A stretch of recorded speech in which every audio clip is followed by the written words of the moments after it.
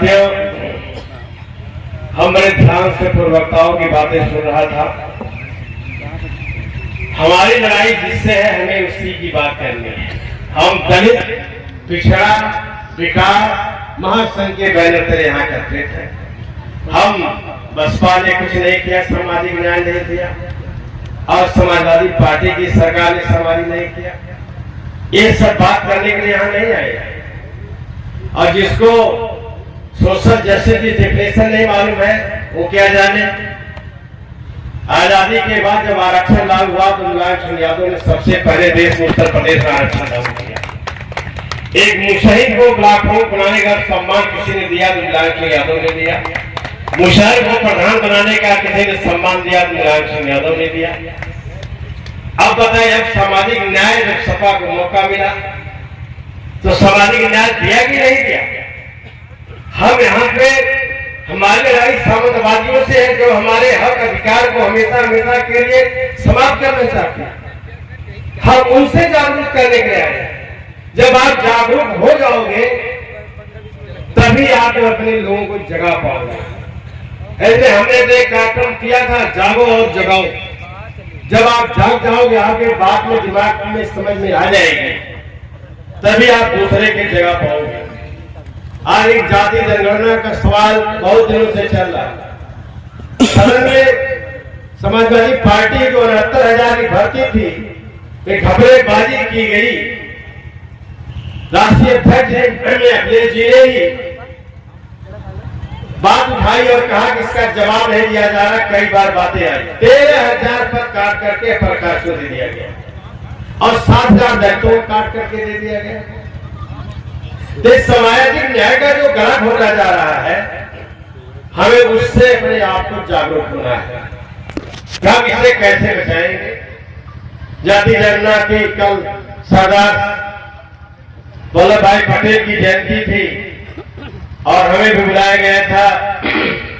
नए गांव सभा पिंडरा में बिहार के मंत्री आए थे, श्रवण कुमार जी जेडीयू के नेता है, कई बार के मंत्री वो भी आए थे।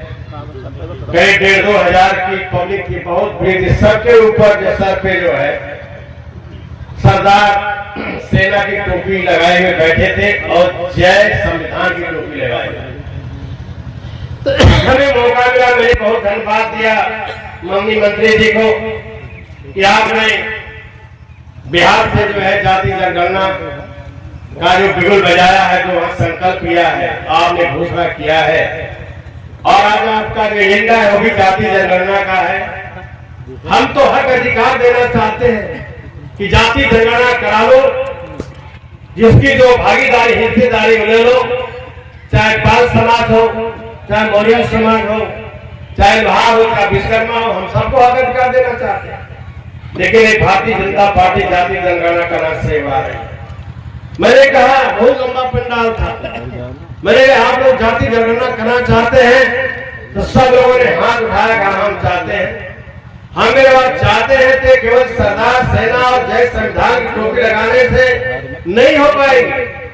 अगर इस सरकार 2024 तक जो है जाति जनगणना नहीं कराती है प्रदेश की सरकार, तो अपने अपने बूथों को भारतीय जनता पार्टी की जमानत जब्त करा दीजिए। इसके बाद जो है सरकार सोचने के लिए मजबूर हो जाएगी कि अब बैकवर्ड 50 साल पहले वाला नहीं है, अपने हक अधिकार के लिए जागरूक। जब आप समय आएगा हक अधिकार बदलने का, हक अधिकार लेने का,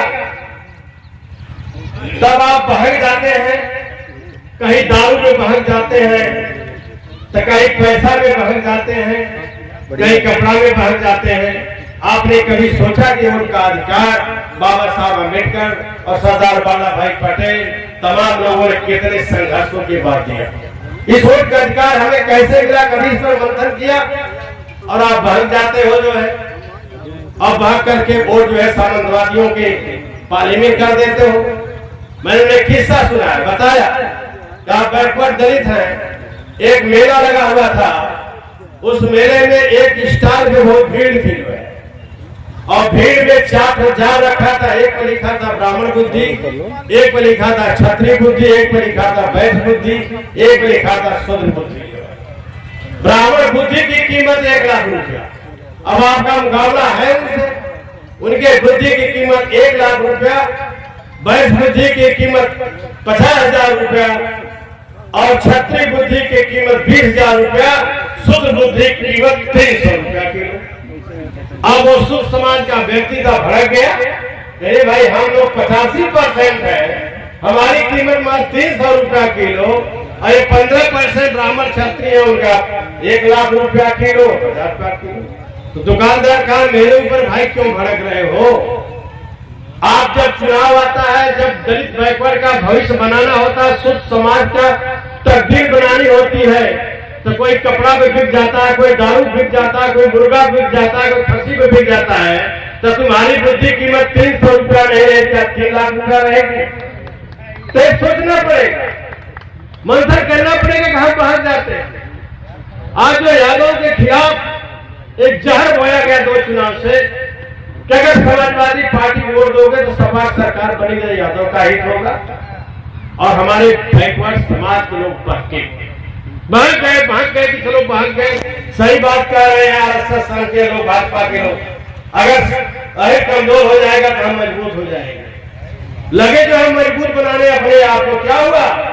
69,000 के 13,000 झाड़ के ले रहे हैं, 80 का भी 21 में 7,000 ले लिए, 39 IS डायरेक्ट बना दिए। जो है कितने बैकवर्ड के बनाए थे? मान लो चलो यादव को नहीं बनाए, मौर्य को बनाना चाहिए था, पटेल को बनाना चाहिए, विश्वकर्मा को बनाना चाहिए, प्रजापति को बनाए, पालना चाहिए, कितने को बनाना चाहिए था। लेकिन जब हक अधिकार आपने हाथ उनको मजबूत कर दिया, उनको ताकत दे दिया, तो किसका काम कर रहे हैं? अब बरकरार कह दिए कि यादव जो है, यादव तो हमेशा बैकवर्ड की लड़ाई लड़ा है। मैं दावे के साथ कहता हूं जिस दिन राजनीति से यादव बेदखल हो जाएगा, यादव बैकबोन है, रीढ़ बैकवर्ड की रीढ़ का बैकबोन है, जिस दिन टूट जाएगा उस दिन किसी का पता नहीं चलेगा। पूछ लीजिए जिसकी कराकत में जब आरक्षण लागू हुआ तो 27%, तो क्या केवल यादवों के लिए हुआ था? पूरे देश में जो आग लगाई गई, जो है पूरे देश को जला दिया गया, डाक पोस्ट जला गया, पोस्ट ऑफिस जलाया गया, रोडवेज जलाया गया, जो है और किराकत में ट्रकों से भर भर करके डोभी से सामंतवादी लोग आकर के गोमतिया जला रहे थे। जो है जब जला रहे थे तो वही अकौनी शहाबुद्दीन बगल के तमाम यादव जब जिससे भैंसा हाँका जाता है, जब लाठी लेके कंधे पे निकले, तब लोगों को भागने का मौका नहीं मिला, तब जाके शांत हुआ। 1 महीना किराकत में रास्ते बंद थे। क्या अपने लड़ाई लड़ रहा था? क्या यादव अपने लिए लड़ रहा था? आरक्षण तो सबके लिए लागू हुआ था, सबकी लड़ाई लड़ रहा था। आज लोग यादव की बात करते हैं कि यादव ऐसा करता है, यादव ऐसा करता है। यादव है जो सामाजिक न्याय लड़ाई लड़ता है, चाहे लालू यादव के ले लो, शरद यादव के ले लो, रामविलास पासवान के ले लो, मुलायम सिंह यादव के ले लो, बेलो सिद्धांत मंडल के ले लो, अभय प्रसाद के ले लो। इन्हीं लोगों ने सामाजिक न्याय की लड़ाई लड़ा, इन्हीं लोगों ने तो आरक्षण लागू किया कराया। जो है लेकिन आज भी लोगों पर लाया जाता है, कहा जाता है भाजपा वाले सीधे कहते हैं, अरे भैया दिखा चल रहा है, बाकी महंगाई हो, महंगाई खाओ लेकिन ये भाषा सीधे डायरेक्ट जो है अपर कास्ट के लोग बोलते हैं। आप लोग चुप रहते हैं, जो है आप लोगों की बोलना पड़ेगा, बताना पड़ेगा, समझाना पड़ेगा कि कौन साम्यवादी कौन शोषण करता है, हजारों हजार वर्ष से शोषण करने वाला कौन है, किसने हमें पढ़ाई लिखाई शिक्षा से वंचित किया था, किसने लिखा था कि अगर शिक्षक समाज ग्रहण करेगा तो जीवन काट ली जाएगी, किसने लिखा था शादी विवाह के बाद पहले 3 दिन महिला का शुद्धिकरण किया जाएगा, जिसको 1813 में जो है खत्म किया। जो है किसने जो है हमें गुलाम की जिंदगी जीने के लिए मजबूर किया। जो है आज बढ़ाया जाता है, तो वही चिन्ह आज भी जिंदा है। आरएसएस के इशारे पर भारतीय जनता पार्टी चल रही है। टोटल आरएसएस जो कहता है, भारतीय जनता पार्टी कहती है, आरएसएस का राष्ट्रीय अध्यक्ष को रोल करने कहा था, अगर बैकवर्ड दलित को हक अधिकार दिया जाएगा, इससे अच्छा आज मुझे अंग्रेजों की गुलामी पसंद है। अंग्रेजों की गुलामी नहीं पसंद किया, उसने कहा कि हक अधिकार नहीं दिया जाएगा। आरएसएस का राष्ट्रीय अध्यक्ष उसने ये भी कहा था, देश की पूंजी मात्र 4 लोगों के हाथों में कुंडित कर दीजिए, कैद कर दीजिए, इसके बाद आप सैकड़ों साल का शासन करते रहेंगे। शिक्षा से वंचित कर दीजिए, जब शिक्षित नहीं रहेंगे तो अपने हक अधिकार नहीं ले पाएंगे। आज जब अंग्रेज आए शिक्षा का अधिकार मिला, महात्मा ज्योतिबा फूले पढ़े शिक्षक बने जो है, बाबा साहब अम्बेडकर ने शिक्षा ग्रहण किया, तमाम लोगों ने शिक्षा धीरे धीरे ग्रहण किया, तब वो अपने हक अधिकार की लड़ाई लड़े। आप अपने हक और अधिकार की लड़ाई न लड़ सके, एक बड़ी गहरी साजिश चली जा रही है। आपके पीछे गहरी साजिश है, उसको समझो। ये जो प्राइवेटाइजेशन हो रहा है, कंपनियों का प्राइवेटाइजेशन हो रहा है, उसके पीछे यही साजिश है कि न बांस रहेगा, न बांसुरी की बांसुरी, न गवर्नमेंट लाइसेंस रहेगा, न तो सरकारी कंपनी या बैकवर्ड दलित को नौकरी मिलेगी। जब सरकारी नौकरी से वंचित हो जाएगी तो अपने आप शिक्षा से दूर हो जाएंगे। एक गहरी साजिश है भारतीय जनता पार्टी जो बैठी हुई है, जिसने कहा सबका साथ सबका विकास। ये इनका गुप्त एजेंडा है। सबका साथ सबका विकास नहीं है, सबका साथ सुख समाज का विकास इनका एजेंडा है। और इसी एजेंडे को अमल करके भारतीय जनता पार्टी काम कर रही है। कई बहुत दूर दूर तक बैकवर्ड दलित हितों से इनका कोई लेना देना नहीं है। और जितने बैकवर्ड समाज के नेता, दलित समाज के नेता भारतीय जनता पार्टी में है, कोई बोल नहीं रहा है, कोई नहीं बोल रहा है। सब अपनी अपनी रोजी रोटी सेक रहे हैं, सब अपने चिंता में हैं। एक नेता थे जो कहते थे कि भारतीय जनता पार्टी में बैकवर्ड समाज के लीडर नहीं है, लोडर है। लेकिन वो भी भैया फिर से दोबारा लोडर बनने के लाइन में खड़े हो गए, अपने बेटे को मंत्री बनाना चाहते हैं। संजय निषाद आरक्षण की बहुत बात करते थे। आज जब उनका बेटा एमपी हो गया, एक बेटा एमएलए होगा, मिनिस्टर हुए, तो आरक्षण की बात खत्म हो गई, आरक्षण की बात समाप्त हो गई जो है। तो ये जो सब लोग अपने अपने बिरादरी का मुख्यमंत्री बना रहे हैं बैकवर्ड के लोग, इससे भी बहुत बड़ा नुकसान हो रहा है। और भारतीय जनता पार्टी फाइनेंस करके तमाम छोटे छोटे दल चला रही है। तुम लोग अपना दल चलाओ, अपने समाज को एकत्रित रखो, अपने समाज इकट्ठा करके दूसरे दल चलो। तो आप सब लोग पिछड़ा दलित विकास महासंघ के बैनर तले है।